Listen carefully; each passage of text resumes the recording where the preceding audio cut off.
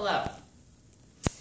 Previously, my brother spoke to you about Parkinson's disease.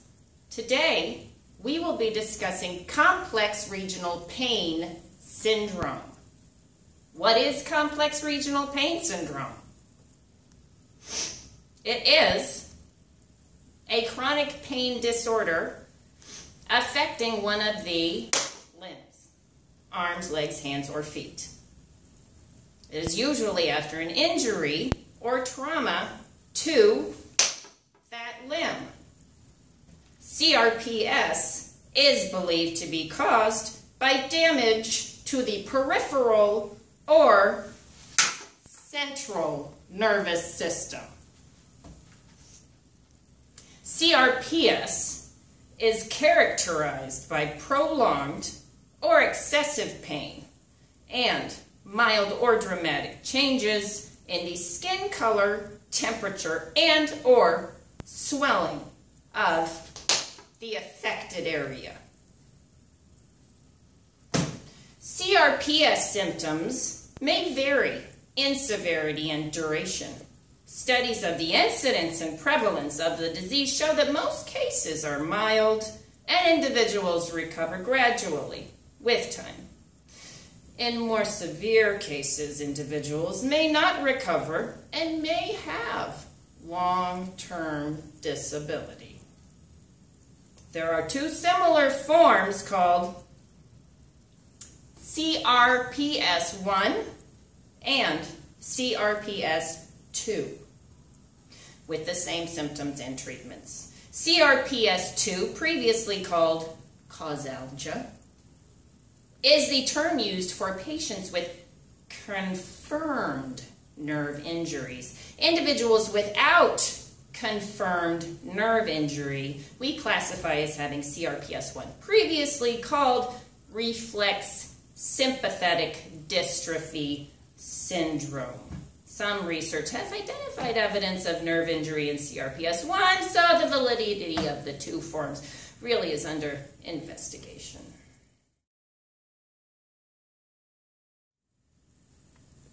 History.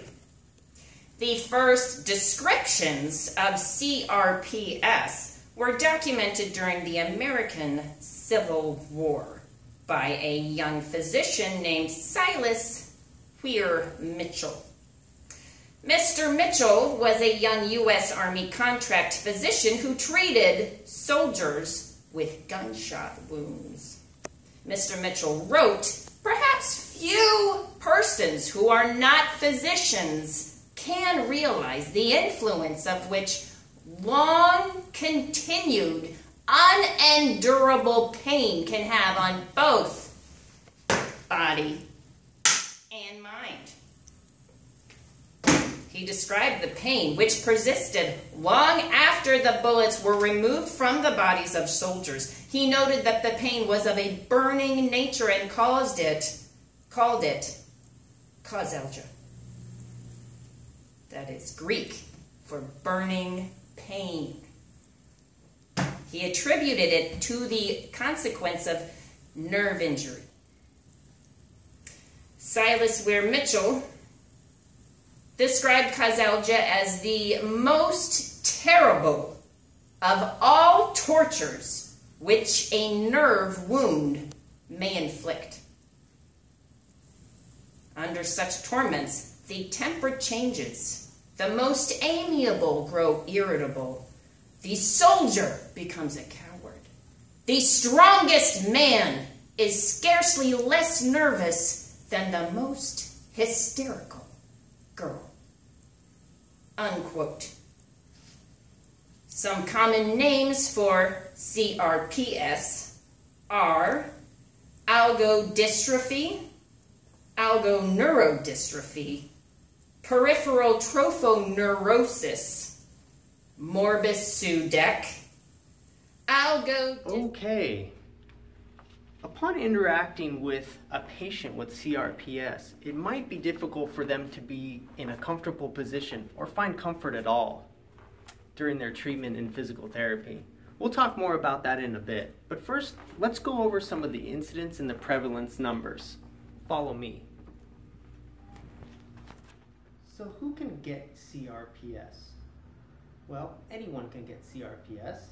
It can strike at any age and affects both men and women. However, it is more common in women. The average age of the affected individuals with CRPS is 40. However, it is very rare in the elderly. Children do not get it before the age of 5, and very rarely before the age of 10, but it is not uncommon in teenagers.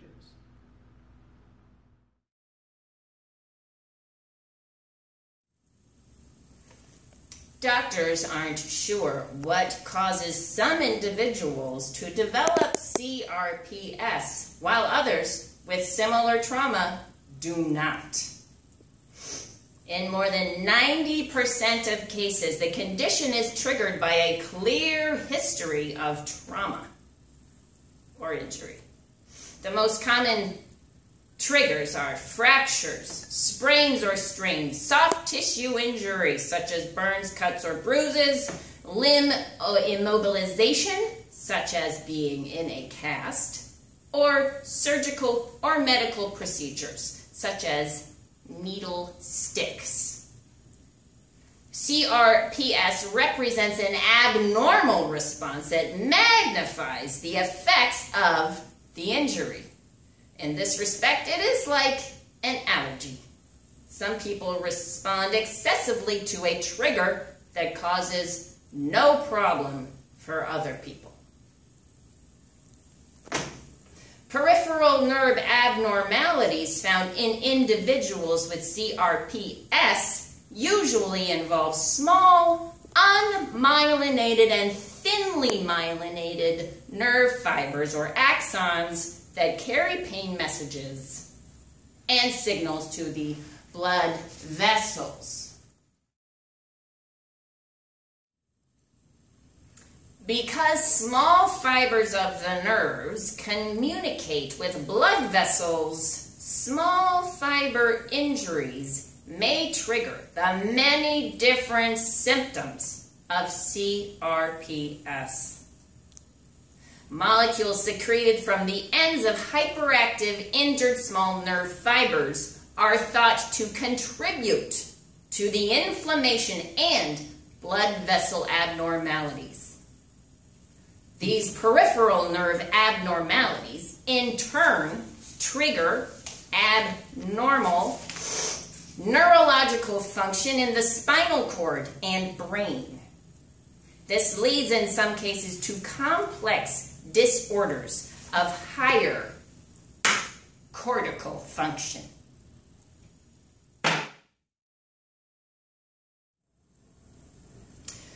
Another abnormality in CRPS involves the blood vessels in the affected limb.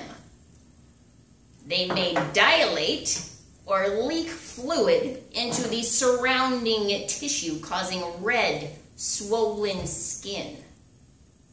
The underlying muscles and deeper tissues can become starved of oxygen and chemicals, nutrients, causing muscle and joint pain and damage. At times, the blood vessels may overconstrict, causing cold, white, bluish skin. The dilation and constriction of small blood vessels is controlled by small nerve fiber axons as well as chemical messengers in the blood. See blood right there. CRPS also affects the immune system. High levels of inflammatory chemicals, cytokines, have been found in tissues of people with CRPS. These contribute to the redness, swelling, and warmth reported by many patients. CRPS is more common in individuals with other inflammatory conditions such as asthma. Furthermore, we must discuss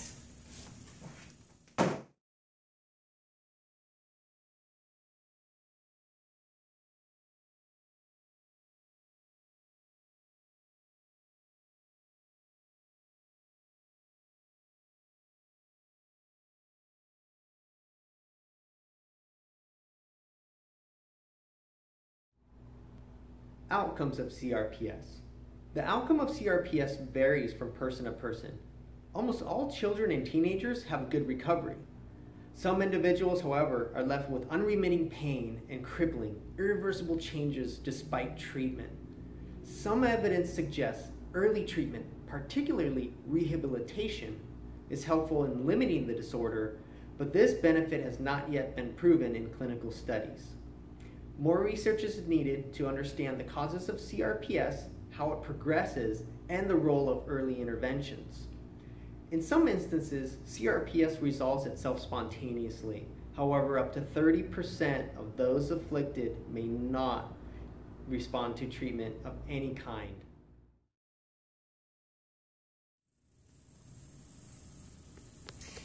Diagnosis of complex regional pain syndrome is based on physical exam and your medical history. There's no single test that can definitively diagnose complex regional pain syndrome. But the following procedures may provide important clues. Bone scan. This procedure may help detect bone changes. Sympathetic nervous system tests. These tests look for disturbances in sympathetic nervous system. For example, thermography measures the skin temperature and blood flow of your affected and unaffected limbs. Other tests can measure the amount of sweat on both limbs. Dissimilar results can implicate complex regional pain syndrome. X-rays, loss of minerals from your bones, may show up on an X-ray in later stages of the disease. Magnetic resonance imaging, MRI, images captured by an MRI may show a number of tissue changes.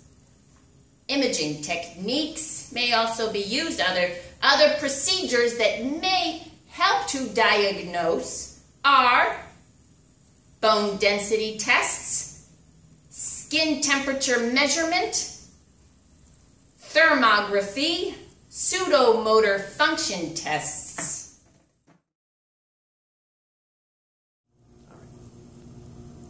Therapies for CRPS.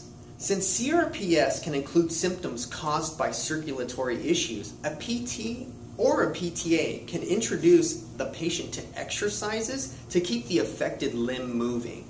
We also are aware that pain can be a strong deterrent for moving normally or moving at all, so it is important to keep the area moving with exercise to maintain normal limits of strength and flexibility. So if I stand in front of a mirror like so, and I extend my left hand actually looks like my right hand in the reflection of the mirror. So when I move my left hand, it looks like my right hand is moving, but it's not. And I also don't have pain with it. This tricks the brain into thinking that I don't have pain in my right hand, even though it looks like I'm moving my right hand.